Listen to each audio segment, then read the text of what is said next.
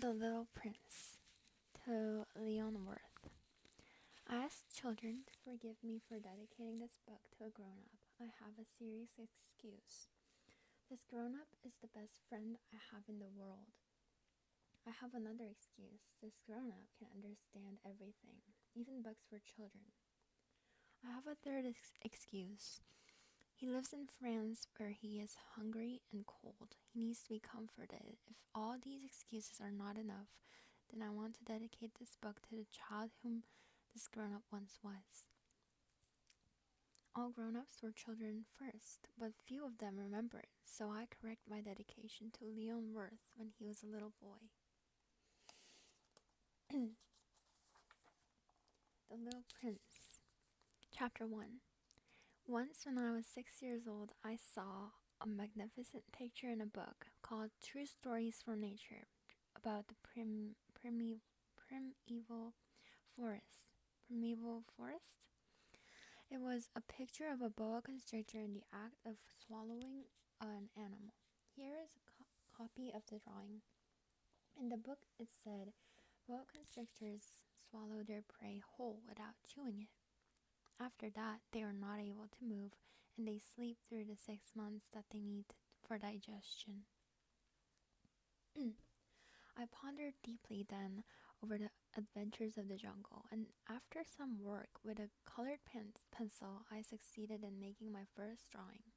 My drawing number 1. It looked like this. I showed my masterpiece to the grown-ups and asked them whether the drawing frightened them, but they answered, "Frightened? Why should anyone be frightened by a hat?" My drawing was not a picture of a hat, it was a picture of a boa constrictor digesting an elephant. But since the grown-ups were not able to understand it, I made another drawing. I drew the inside of the boa constrictor so that the grown-ups could see it clearly. They always need to have things explained. My drawing number 2 looked like this. The grown-ups' response this time was to advise me to lay aside my drawings of boa constrictors, whether from the inside or the outside, and devote myself instead to geography, history, arithmetic, and grammar. That is why at the age of 6 I gave up what might have been a magnificent career as a painter. I had been disheartened by the failure of my drawing number 1 and my drawing number 2. Grown-ups never understand anything by themselves, and it is tiresome for children to be always and forever explaining things to them. So then I chose another profession and learned to pilot airplanes. I have flown a little over all parts of the world, and it is true that geography has been very useful to me. At a glance, I can distinguish China from Arizona. If one gets lost in the night, such knowledge is valuable. In the course of this life, I have had a great many encounters with a great many people who have been concerned with matters of consequence. I have lived a great deal among grown-ups. I have seen them intimately, close at hand. And that hasn't much improved my opinion of them. Whenever I met one of them who seemed to me at all clear-sighted, I tried the experiment of showing him my drawing number 1, which I have always kept. I would try to find out if this was a person of true understanding.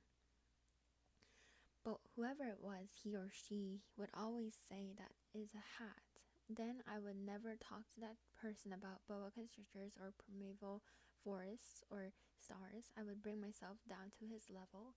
I would talk to him about bridge and golf and politics and neckties. And the grown-up would be greatly pleased to have met such a sensible man. Chapter 2.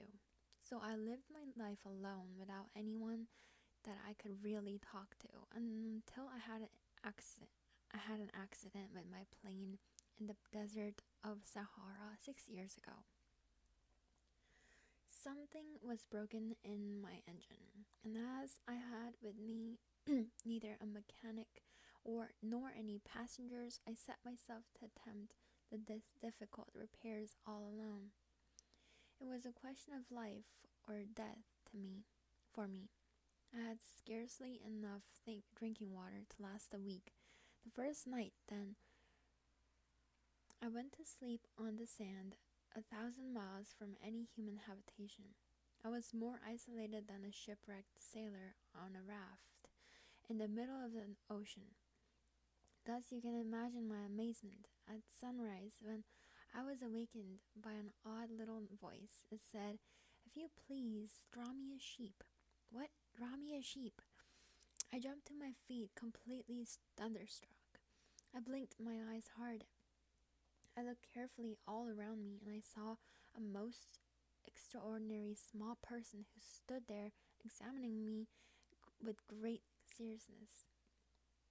Here you may see the best portrait that later I was able to make of him, but my drawing is certainly very much less charming than its model. That, however, is not my fault. The grown-ups discouraged me in my painter's career when I was 6 years old, and I never learned to draw anything except boas from the outside and boas from the inside. Now I stared at this sudden apparition with my eyes fairly starting out of my head in astonishment. Remember, I had crashed in the desert 1,000 miles from any inhabited region, and yet my little man seemed neither to be straying uncertainly among the sands, nor to be fainting from fatigue or hunger or thirst or fear.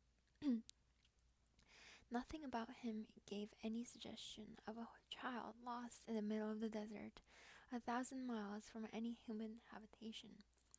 When at last I was able to speak, I said to him, "But what are you doing here?" And in answer he repeated very slowly, as if he were speaking of a matter of great consequence, "If you please, draw me a sheep." When a mystery is too overpowering, one dare not disobey.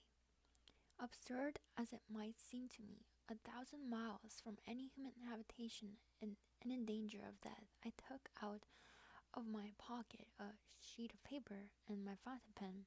But then I remembered how my studies had been concentrated on geography, history, arithmetic, and grammar, and I told the little chap, a little crossly too, that I did not know how to draw. He answered me, that doesn't matter. Draw me a sheep." But I had never drawn a sheep, so I drew for him one of the two drawings I had drawn so often. It was that of the boa constrictor from the outside, and I was astonished to hear the little fellow read it with, "No, no, no, I do not want an elephant inside a boa constrictor. A boa constrictor is a very dangerous creature, and an elephant is very cumbersome. Where I live, everything is very small. What I need is a sheep. Draw me a sheep." So then I made a drawing. He looked at it carefully, and then he said, "No, this sheep is already very sickly. Make me another." So I made another drawing. My friend smiled gently and indulgently. "You see yourself," he said, "that this is not a sheep. This is a ram. It has horns." So then I did my drawing over once more, but it was rejected too, just like the others.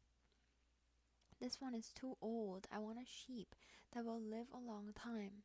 By this time, my patience was exhausted, because I was in a hurry to start taking my engine apart. So I tossed off this drawing, and I drew out an explanation with it. "This is only his box. The sheep you asked for is inside." I was very surprised to see a light break over the face of my young judge. "That is exactly the way I wanted it. Do you think that this sheep will have to have a great deal of grass?" "Why? Because where I live, everything is very small. There will surely be enough grass for him," I said. "It is a very small sheep that I have given you." He bent his head over the drawing. "Not so small that, look, he has gone to sleep." And that is how I made the acquaintance of the little prince. Chapter 3. It took me a long time to learn where he came from. The little prince, who asked me so many questions, never seemed to hear the ones I asked him. It was from words dropped by chance that, little by little, everything was revealed to me. The first time he saw my airplane, for instance, I shall not draw my airplane, that would be complicated. That would be much too complicated for me. He asked me, "What is that object?" "That is not an object that flies. It is an airplane. It is my airplane." And I was proud to have him learn that I could fly. He cried out, "Then, what, you dropped down from the sky?" "Yes," I answered modestly. "Oh, that is funny." And the little prince broke into a lovely peal of laughter which irritated me very much. I like my misfortunes to be taken seriously. Then he added, "So you too come from the sky, and which is your planet?" At that moment I caught a gleam of light in the impenetrable mystery of his presence, and I demanded abruptly, "Do you come from another planet?" But he did not reply. He tossed his head gently without taking his eyes from my plane. It is true that on that you can't have come from very far away. And he sank into a reverie which lasted a long time. Then, taking my sheep out of his pocket, he buried himself in the contemplation of his treasure. You can imagine how my curiosity was aroused by this half-confidence about the other planets. I made a great effort, therefore, to find out more on this subject. "My little man, where do you come from? What is this 'where I live' of which you speak? Where do you want to take your sheep?" After a reflective silence, he answered, "The thing that is so good about the box you have given me is that at night he can use it as his house." "That is so, and if you're good, I will give you a string too, so that you can tie him during the day, and a post to tie him to." But the little prince seemed shocked by this offer. "Tie him? What a queer idea. But if you don't tie him," I said, "he will wander off somewhere and get lost." My friend broke into another peal of laughter. "But where do you think he would go?" "Anywhere, straight ahead of him." Then the little prince said earnestly, "That doesn't matter. Where I live, everything is so small." And with perhaps a hint of sadness, he added, "Straight ahead of him, nobody can go very far." Chapter 4. I had thus learned a second fact of great importance. This was that the planet the little prince came from was scarcely any larger than a house.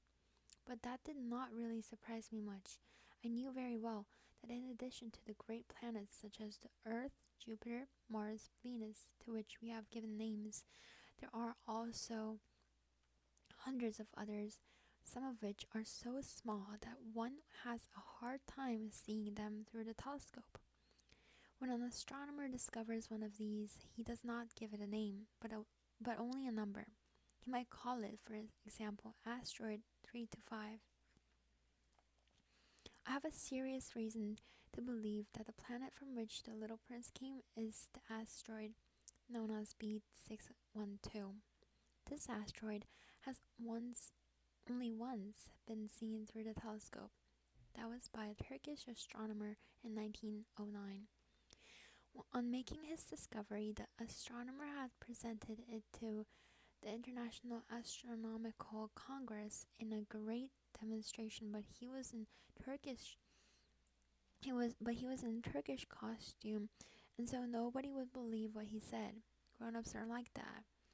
Fortunately, however, for the reputation of asteroid B612, a Turkish dictator made a law that his subjects, under pain of death, should change to European costume.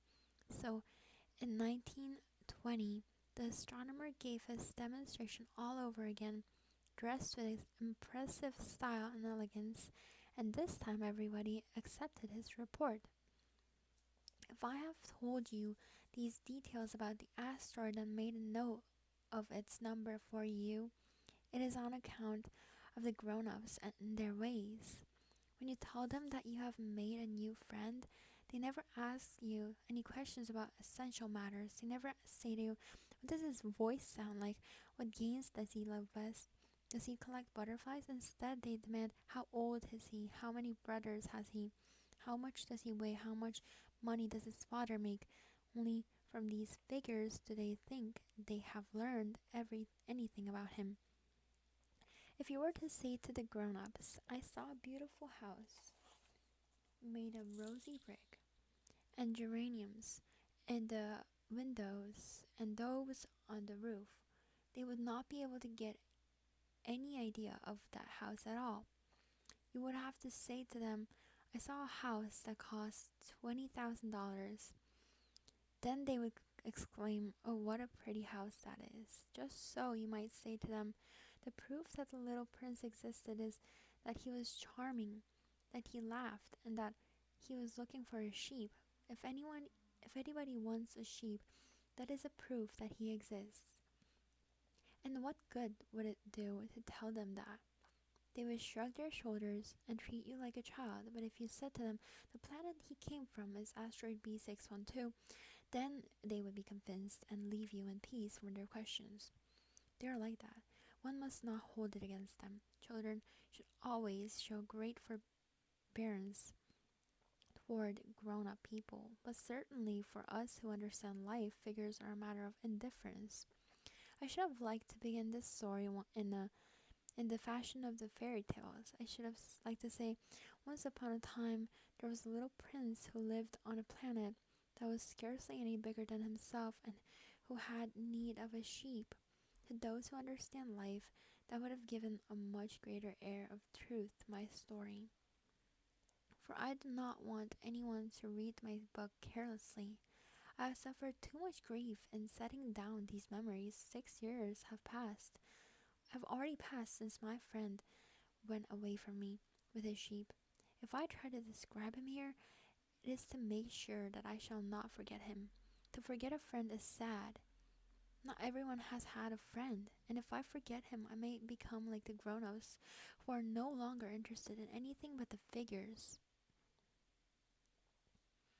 It is for that purpose again that I have bought a box of paints and some pencils. It is hard to take up drawing again at my age, when I have never made any pictures except those of the boa constrictor from the outside and the boa constrictor from the inside since I was 6.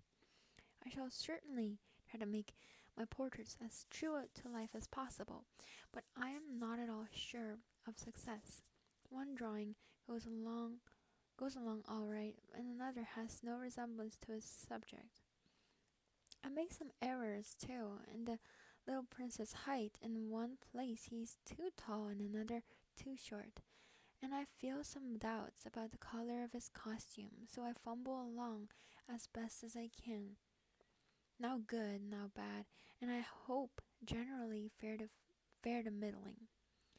In certain more important details I shall make mistakes also, but that is something that will not be my fault. My friend never explained anything to me. He thought perhaps that I was like himself, and I alas do not know how to see sheep through the walls of boxes. Perhaps I am a little like the grown-ups. I've had to grow old.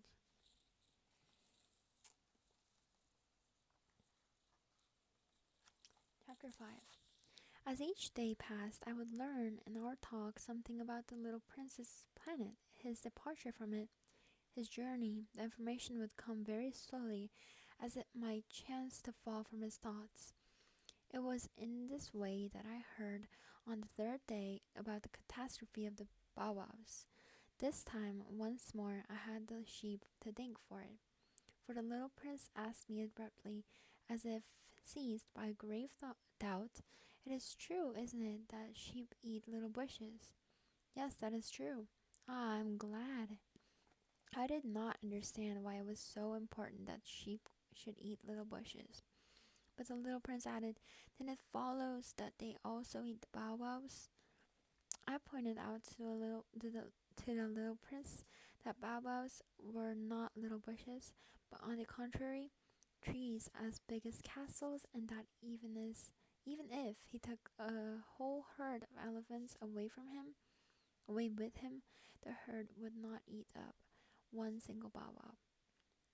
The idea of the herd of elephants made the little prince laugh.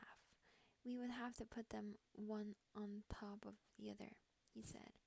But he made the wise comment, before they grow so big, the baobabs start out by being little. That is strictly correct, I said, but why do you want the sheep to eat the little baobabs? He answered me at once, oh, come, come, as if he were speaking of something that was self-evident.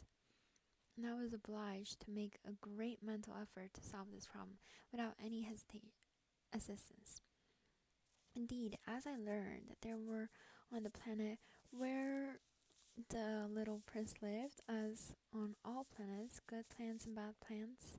In consequence, there were good seeds from good plants and bad seeds from bad plants, but seeds are invisible.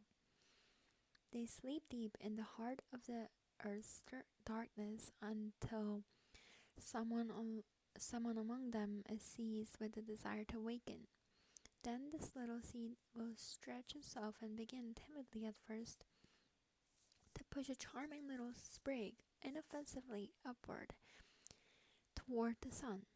If it is only a sprout of radish or the sprig of a rose bush, one will let it grow wherever it might wish.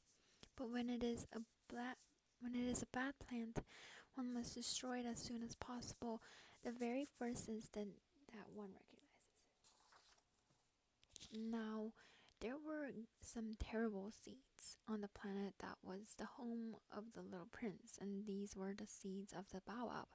The soil of that planet was infested with them. A baobab is something you will never be able to get rid of if you attend to it too late. It spreads over the entire planet. It bores clear through it with its roots, and if the planet is too small and the baobabs are too many, they split it in pieces. It is a question of discipline, the little prince said to me later on. When you've finished your own toilet in the morning, then it is time to tend to the toilet of your planet, just so, with the greatest care.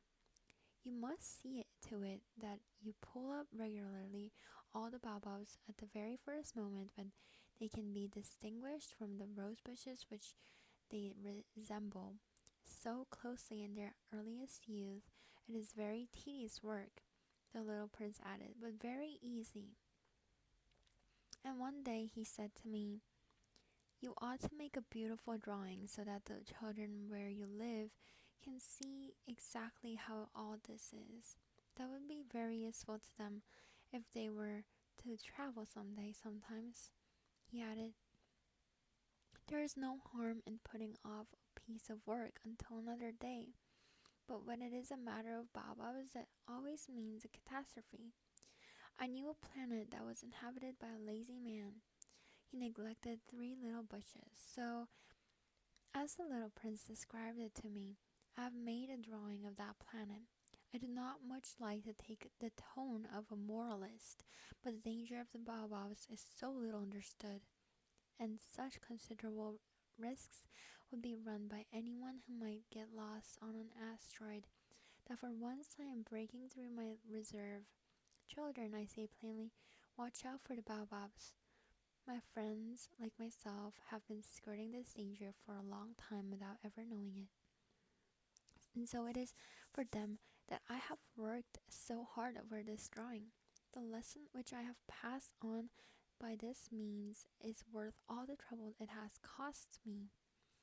Perhaps you will ask me, why is there no other drawing in this book as magnificent and impressive as this drawing of the baobabs?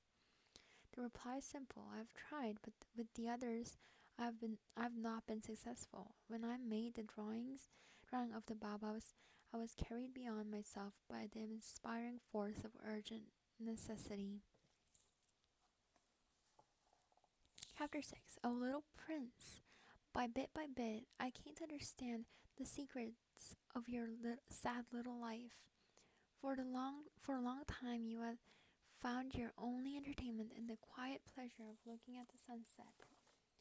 I learned that new detail on the morning of the fourth day, when you said to me, I'm very fond of sunsets. Come, let us go look at the sunset. Look at the sunset now. But we must wait, I said. Wait for what? For the sunset. We must wait until it is time. At first you seemed to be very surprised, and then you laughed to yourself. You said to me, I am always thinking that I am at home.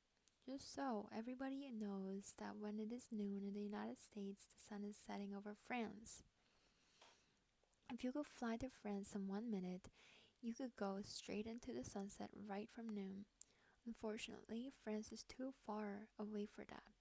But on your tiny planet, my little prince, all you need to do is move your chair a few steps. You can see the day end and the twilight falling whenever you like. One day, you said to me, I saw the sunset 44 times. And a little later you added, you know, one loves the sunset when one is so sad. Why were you so sad then? I asked, on the day of the 44 sunsets. But the little prince made no reply. Chapter 7. On the fifth day, again as always, it was thanks to the sheep. The secret of the little prince's life was revealed to me abruptly, without anything to lead up to it, and as if the question had been born of long and silent meditation on his problem. He demanded, a sheep, if it eats little bushes, does it eat flowers too? A sheep, I answered, eats anything it finds in its reach. Even flowers that have thorns? Yes, even flowers that have thorns. Then of thorns, what use are they? I did not know. At the moment I was very busy trying to unscrew a bolt that had got stuck in my engine. I was very much worried, for it was becoming clear to me that the breakdown of my plane was extremely serious.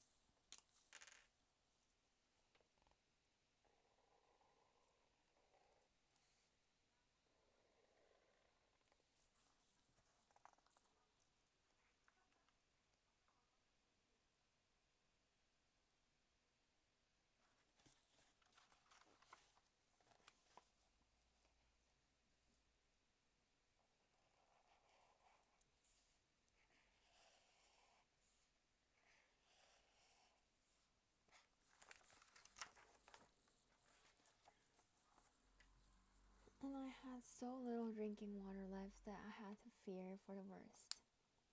The thorns, what use are they? The little prince never let go of a question. Once he had asked it. As for me, I was upset over that bolt.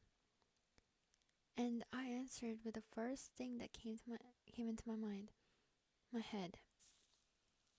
The thorns are of no use at all. Flowers have thorns just for spite. Oh, there was a moment of complete silence. Then the little prince flashed back at me with a kind of resentfulness. I don't believe you. Flowers are weak creatures. They are naive. They reassure themselves as best they can. They believe that their thorns are terrible weapons. I did not answer.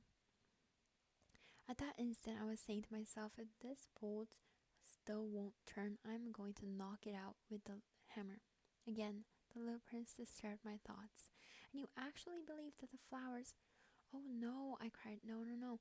I don't believe anything. I answered you with the first thing that came into my head. Don't you see, I'm very busy with matters of consequence. He stared at me, thunderstruck. Matters of consequence? He looked at me there with my hammer in my hand, my fingers black with engine grease, bending down over object which seemed to him extremely ugly. You talk just like the grown-ups. That made that made me a little ashamed, but he went on relentlessly. You mix everything up together. You confuse everything. He was really very angry. He tossed his golden curls in the breeze. I know a planet where there is a certain red-faced gentleman. He has never smelled a flower. He has never looked at a star. He has never loved anyone. He has never done anything in his life but add up figures. And all day he says over and over, just like you, I'm busy with matters of consequence. And that makes him swell up with pride, but he is not a man, but he's a mushroom. A what? A mushroom.